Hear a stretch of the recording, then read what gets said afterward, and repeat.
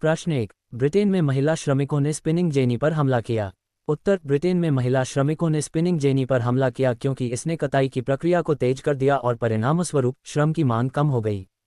इससे ऊनी उद्योग में काम करने वाली महिलाओं में बेरोजगारी का एक वैध डर पैदा हो गया। आज तक वे हाथ से कताई करके जीवित थे, लेकिन नई मशीन ने इसे खतरे में डाल दिया। प्रश्न 2। 17वीं शताब्दी में यूरोप के शहरों के व्यापारियों ने गांवों के भीतर किसानों और कारीगरों को रोजगार देना शुरू कर दिया। उत्तर। व्यापार और वाणिज्य संघ ने बाजार, कच्चे माल, कर्मचारियों और शहरों में वस्तुओं के उत्पादन को नियंत्रित किया। प्रश्न 3। 18वीं शताब्दी के अंत तक सूरत का बंदरगाह बंद हो गया।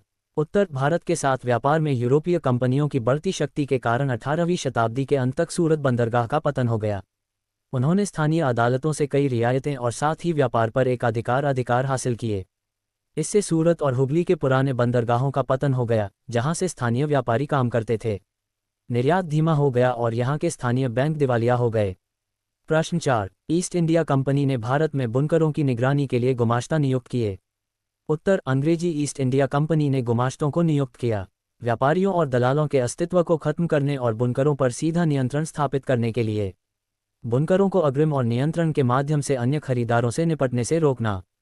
इस तरह जो बुनकर अग्रिम में ऋण और शुल्क लेते थे, वे अंग्रेजों के प्रति बाध्य थे। प्रश्न 5। 19वीं सदी के यूरोप में कुछ उद्योगपति मशीनों की अपेक्षा हाथ से काम करने वाले श्रमिकों को क्यों प्राथमिकता देते थे?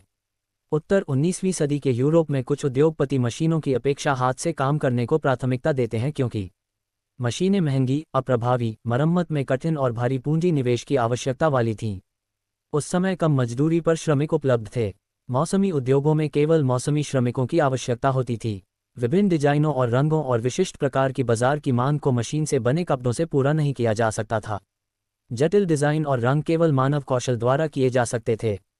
विक्टोरियन युग में अभिजात वर्ग और अन्य उच्च वर्ग के लोग केवल हाथ से बने सामान को पसंद करते थे। प्रश्न 6। ईस्ट इंडिया कंपनी भारतीय बुनकरों से सूती और रेशमी कपड़ों की नियमित आपूर्ति कैसे प्राप्त करती थी? उत्तर। अंग्रेजी ईस्ट इंडिया कंपनी ने बुनकरों से रेशम और कपास खरीदने के लिए अलग अलग तरीके अपनाए। वेतनभोगी पर्यवेक्षकों की नियुक्ति, जिन्हें गुमाश्ता कहा जाता था, वे आपूर्ति भी एकत्र करते थे और बुनकरों के कपड़े की गुणवत्ता की जांच करते थे। कंपनी के बुनकरों को अग्रिम और ऋण की व्यवस्था के माध्यम से अन्य खरीदारों के साथ व्यवहार करने से रोकना। धन्यवाद।